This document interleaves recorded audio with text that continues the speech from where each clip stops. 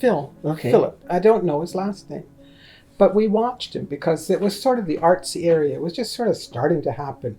Festival of Friends was starting to happen. Bill Powell had his gallery there. Like these things are all historic now, but in those days we were cutting edge, you know. And I lived on Augusta Street, and yeah, we used to see Philip, and then he was gone, and we read in the paper that he was murdered. And he was murdered for his sexual orientation. 1974, 1975, around that time. Mm-hmm. I just remember it being an awfully, awfully sad thing because he was like a rock star on James Street. Mm. He was just such a beautiful looking person, and we were, I don't know, not a threat to anyone. I think that everyone was still pretty scared in the 1970s. Now we had lots of women-only dances, and we did lots of social stuff as well. But yeah, you know, yeah, but certainly even those women's dances.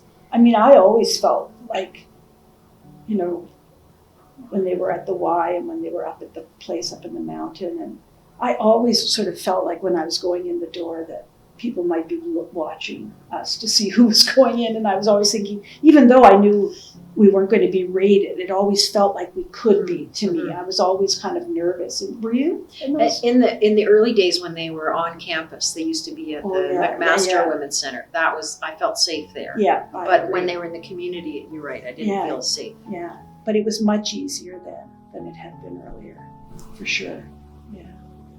Yeah, you didn't really have a community response because you didn't really tell anybody. Yeah. It was scary though. I mean, it was really scary. Thought, you know, if we were leaving a meeting late at night and there were a few of us, we would worry about getting attacked and getting gay bashed as women. Mm-hmm. You know, we worried about that. We worried about leaving bars at night.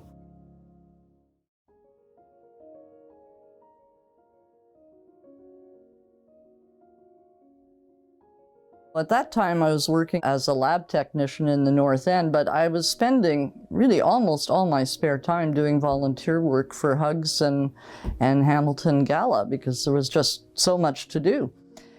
And those were days when I can remember going to my family doctor, and she was asking me about my sexual activities. I guess she wondered if I was vulnerable to sexually transmitted diseases or something, and I just told her, no, I didn't have sex with men. And, you know, the discussion ended right there. Like, you couldn't even share with your family doctor what was actually going on. You know, that's how bad it was. But we did not plan a parade, and we had to discuss that quite a bit. Should we have a gay pride parade? And we decided not to, because the atmosphere in Hamilton in 1991 was still quite homophobic, and it was a violent city. And we just didn't know. We thought, well, anything can happen. Okay, in Toronto, they get these religious nuts with their, you know, you're going to hell signs. Protesting, but in Hamilton we thought, oh, you know, it might go further than that.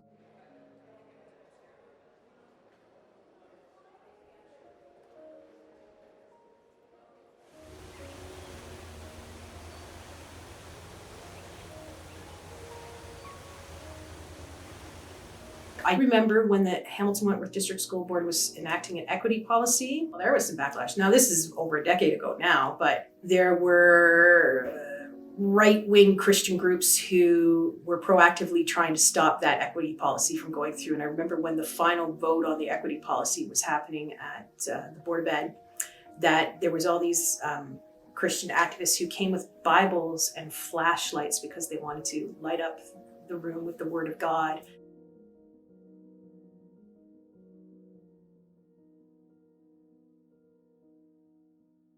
And then all of us activists came with like rainbow flags and pins. And there was a young person who was coming out who was part of our Pride or GLBT advisor group. They spoke very eloquently to the board, and I just kind of sat there to just be support. And it was a lot of drama, but in the end it went through. And I remember, going up to all the Christian right folks, and they said, you don't get to deny that I exist, but if you don't want to learn about me, that's your choice. They're still our neighbors, they're still our community members, so you got to find a way, how can we be in the same space together?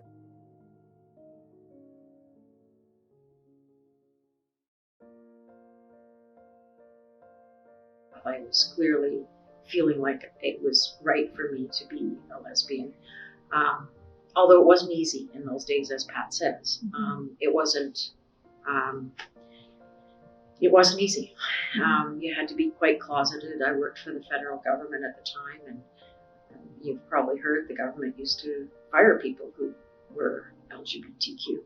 And so, I was closeted at work, except with a few select friends, and I was closeted with lots of my old friends. And as I told them one by one, some of them said, "Oh, I'm glad you're happy," and then I never really saw them again. Others were okay with it, but it wasn't easy. It was a process, a real process. Well, certainly there was a lot of loneliness. I had friends and I had social activities, and also, like Elaine, had lots of friends who were involved in the women's movement at the time, and had lots of opportunity to be with them, but it never felt like it was a totally honest way of being in the world. So loneliness was certainly something. And then, at that point, we're just finishing university and really uncertain about how this would be accepted if we were found out, if we were applying for a job. I mean, I don't think we struggled too much with should we tell people or not. We just knew we shouldn't tell people in a job interview. But then you worried, would you be found out? And there was still lots of stigma attached, as Elaine alluded to. Certainly you did lose some friends when you came out. When I came out, I certainly lost some friends, and others were totally okay. But so it felt like ordinary decisions were often kind of weighted about should you tell, shouldn't you tell, can you be open, how much are you willing to risk. When I was in the queer community, I was the only one. I think there was one other Black person, and it was she said to me, we were lesbians then, it was in the 80s. Well, are we gonna get together? And I'm well, no. It's I want more than one to choose from, right? Yeah. But there was no understanding. There was no understanding of Blackness in those days. It was just, you were lesbian, you were white, except for the two of us, which was exotic and kind of, interesting, I guess, to them. But no real understanding of race or intersectionality. Did I experience racism? I would say that not so much racism as just a bit of loneliness, because what it entails to come out as Black or mixed race is that you often leave your raced family and community behind because they don't get it. So I came, at 6 from the Caribbean, from Trinidad, and there's a strong Caribbean community here. But a lot of them, I guess they mostly found out about me through transitioning, because it was oh, well, how do you explain, what happened to your daughter? Well, she's a man. It's my parents couldn't lie anymore about what I was. And so I've had, people from that community, the Caribbean community, sort of backing away from me as they talk to me as if I might bite them or something. And that was kind of hurtful. I'm laughing, but that was hurtful. I think part of it's about power and privilege, because if you're cisgender, white and male, your view of the world and how you interact with it is a very different one. So like my gay boy friends who are white, educated, employed, own a home, they don't have the same fears of things as, let's say, the lesbian who's Black and wheelchair will have. Their worldview is just not seeing it because they're not running into those barriers.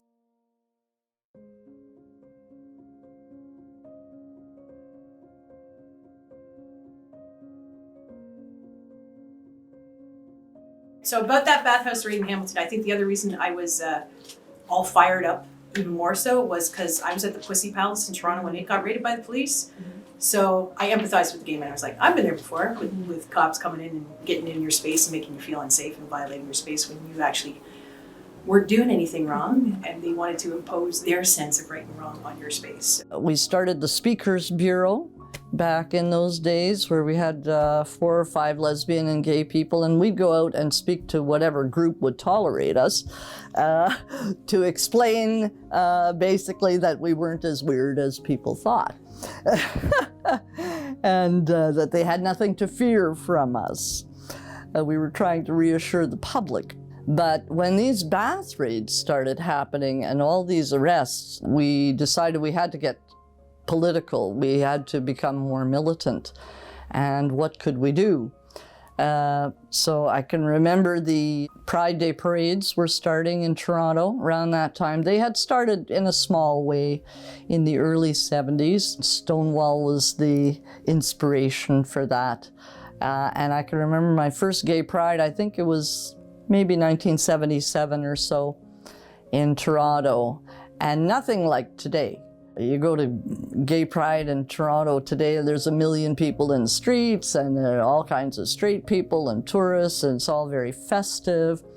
And this was nothing like that in 77. There were at most 5,000 people, I would say, and I may be overestimating that. And we were there with our protest placards, protesting the bar raids. Communication was difficult. There weren't really any periodicals. There was the Body Politic was being published in Toronto, so everybody read that, of course. And there was a lesbian and gay bookstore opened up on Yonge Street. But it was the days before the internet, and it was difficult to organize. It was difficult to communicate with other lesbian and gay people because of the closet. But organizationally, we formed Coalition for Lesbian and Gay Rights in Ontario, CLGRO. We thought, well, we have to lobby at the provincial level because it's obvious we have to get inclusion in the Ontario Human Rights Code, or we're dead in the water, because it was open season on us. You could basically do anything to a gay person and get away with it. And it kept us living in fear, it kept us in darkness, it kept us isolated, and, well, not living up to our human potential, shall we say. So, various cities in Ontario, North Bay, Sudbury, London was key, we were key, Toronto, Ottawa. The lesbian and gay groups from those cities all came under the umbrella of CLGRO, and we would meet once every 3 months in a given city and strategize how to continue lobbying the provincial government with a view to getting sexual orientation included in the Ontario Human Rights Code. We thought, well, that's number one, because we have to have legal protection from discrimination, otherwise nobody can come out of the closet. And if we don't come out of the closet, nobody will realize that we're ordinary people. So all that sort of work was going on around that time. Everything was bubbling. So it was quite a ferment. We had the raiding of the bathhouse, we had the gay bashing of a business owner.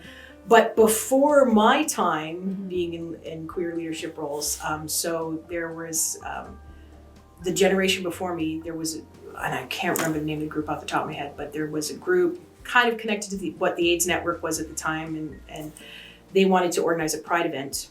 And at that time, Bob Morrow was the mayor, and he refused to proclaim Pride, so they took him to court and they won. They took a human rights court case, and he had to declare Hamilton Pride and pay a fine. But then here's what the city of Hamilton does. Much like the not giving out licenses anymore, they went, now we're not going to give any proclamations for anything. And that's how they got out. So we never have to declare Pride again. As part of our planning for the 1991 Gay and Lesbian Pride Week, which was the first celebration of its kind in the city, we decided we would ask Mayor Morrow to issue a proclamation proclaiming Lesbian and Gay Pride Week. It should have been an open and shut case. Bob Morrow had never refused a proclamation in the past, and he had issued some very silly proclamations, really. So, you know, in one sense, you should be able to anticipate that he would agree to it. However, we figured he wouldn't, because the mayor of Toronto, Art Eggleton, a few years before had refused the community there, and he got away with it. Nobody challenged it. So in '91, on behalf of Hamilton Gala, I wrote a letter to the mayor requesting the proclamation for the Pride Week. Mr. Morrow, we do realize this proclamation may be controversial and perhaps difficult.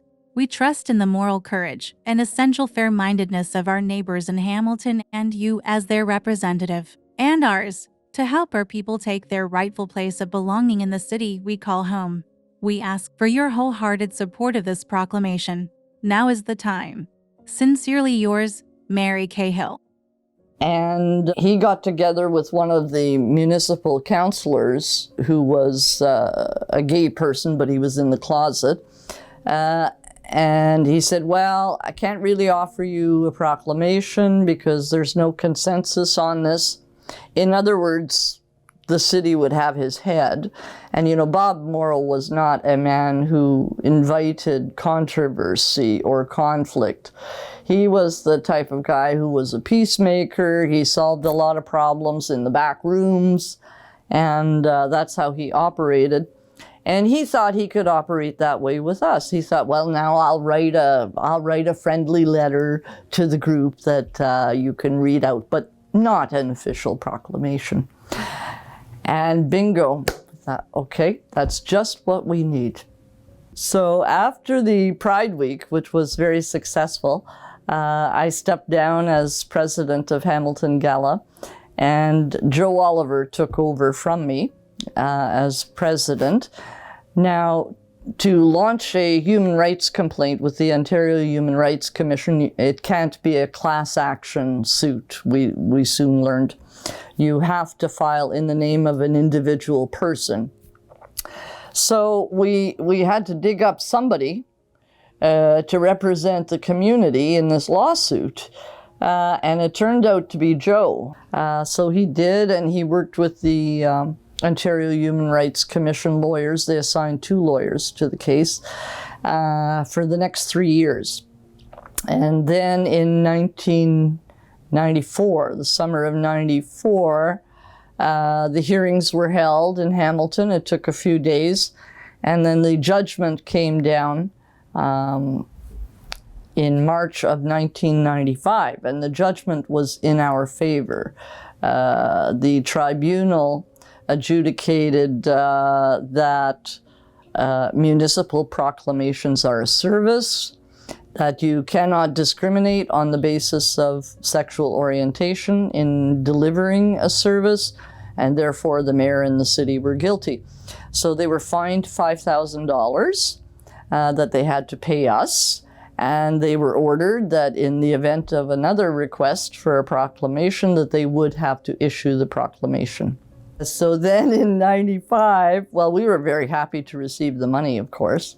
So we didn't plan a whole week of activities for Pride that year, but we did have a big dance with a live band, and we had a few things going on, a lot of fun for Gay Pride, and everybody was just so buoyed by the victory that we were finally, starting to come out of the shadows.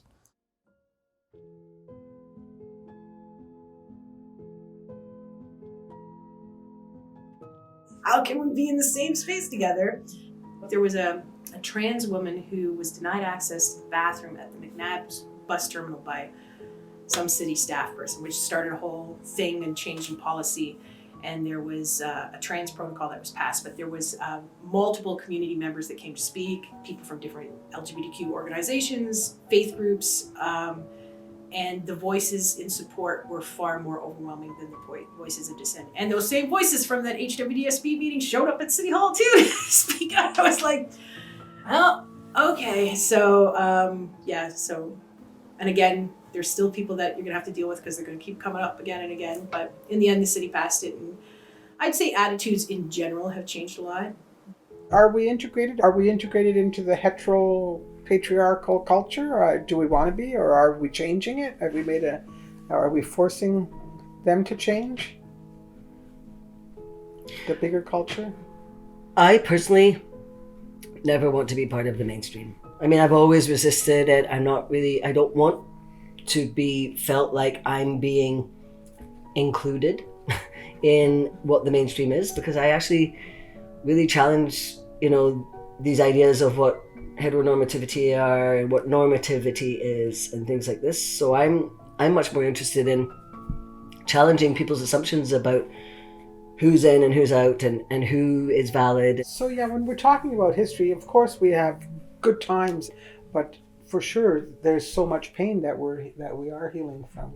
And I remember at the women's bookstore the stories that I would hear every day. Really, women would come in and they had to speak it, and I was there, and I had to hear it. I stopped going home for supper. I actually extended my work hours so that I could say at home that I'm sorry, I'm going to have to miss supper because I think it's better if I keep the store open longer. But I did that because I didn't want to subject them to the conversations that I would end up spilling out on the supper table, because I didn't know what to do with all that stuff.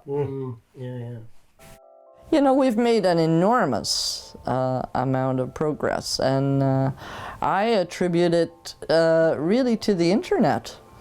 Because once we had the internet, it became so much easier to organize anything, to connect in any way. The days of hugs and Hamilton Gala were really obsolete.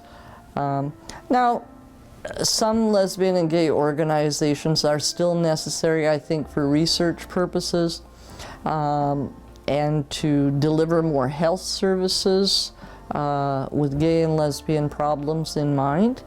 But it's just a whole new world compared to the 70s.